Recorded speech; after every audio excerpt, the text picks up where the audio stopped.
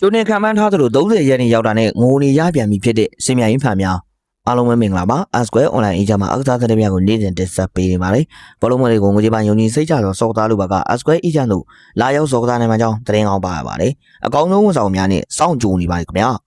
ကြိုးပြောထားပါတယ်သူတို့ရဲ့အပျော်တွေက30ရက်နေအထိမခံဘူးဝအောင်ပြောထားကြပါလို့ပြောပါတယ်အခု30ရက်နေရောက်တာနဲ့မသားရင်လိုပဲအငိုမျက်လုံးနေနဲ့ဖြစ်ကုန်ပါပြီမနဲ့စောစောသူများတွေကမင်္ဂလာယူနေချိန်မှာဒင်းတို့ကငိုယူနေခဲ့တာတကယ်ကိုကြက်သေးတသက်လေးမှမရှိပါဘူးဒီလိုဖြစ်လာမယ်မှန်းသိတော့30ရက်နေကြရင်ရှုံးမှလို့ခဏပြောဆိုနေခဲ့ပေမဲ့ဒင်းတို့ကအနုလက်ကြီးတွေနဲ့ရွှေခွက်ကိုထမှန်းနေတာကတကယ်ကိုစိုးဝါလွန်းနေပါတယ်လူဆိုတာကိုယ့်အဆင့်ကိုသိတယ်လို့ကိုယ့်အခြေအနေကိုလည်းသိတယ်ပါတယ်အခုတော့မမှန်းအပ်တဲ့အရာကိုမျှော်လင့်ခဲ့တော့အနာကျင်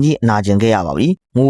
ပါအားရအောင်ငိုဝါအောင်သာငိုလိုက်ပါအဲ့ဒီနောက်နေ့အတွက်တော့မျက်ရည်တွေခြံထားတင်ပါတယ်နောက်နေ့တွေလဲစီတူလန်ထပ်ဖြစ်အောင်မှမို့မျက်ရည်တွေကိုတော့ကိုအောင်မငိုပါနဲ့ခြံထားကြပါအောင်လို့တော့ပြောချင်ပါသေးတယ်ညကပွဲမှာအာဆင်နယ်တကယ်ကိုကောင်းခဲ့ပါတယ်ခြေစွမ်းတော့မဟုတ်ပါဘူးစိတ်ပြတ်ဖို့ပါကိုတွေကချန်ပီယံလိဖိုင်နယ်ကိုသူတိုက်ကိုတိုက်ဘားတစ်ပြန်ကြားတစ်ပြန်အပြန်အလှန်တီးစေချင်တာပါဒါပေမဲ့ဒင်တို့က PSG ပြုသူများနှုတ်နေခဲ့ရပြီး PSG ရဲ့ဂိုးပေါက်တဖိမ့်ကန်တာကိုပဲခံနေရတာကအာဆင်နယ်ဖန်နေတော့မသိဘူးသူတို့အစတကယ်ကိုရှက်မိပါတယ်လို့ပဲပြောချင်ပါတယ်ဟုတ်ကဲ့ပါခင်ဗျာဒီနေ့ဗီဒီယိုလေးကတော့ဒီလောက်ပါပဲနောက်လေးဒီမှာလဲအားကစားနဲ့သက်ဆိုင်တဲ့အကြောင်းအရာတွေကိုတင်ဆက်ပေးသွားမှာဖြစ်တာကြောင့်ကျွန်တော်တို့ရဲ့ channel လေးကို like and follow ပြုလုပ်ခဲ့ကြဖို့တောင်းဆိုချင်ပါတယ်အဆုံးထိနားကြအားပေးခဲ့ကြတဲ့ပရိသတ်တယောက်ချင်းတိုင်းကိုကျေးဇူးထူးပဲတင်ရှိပါတယ်ခင်ဗျာ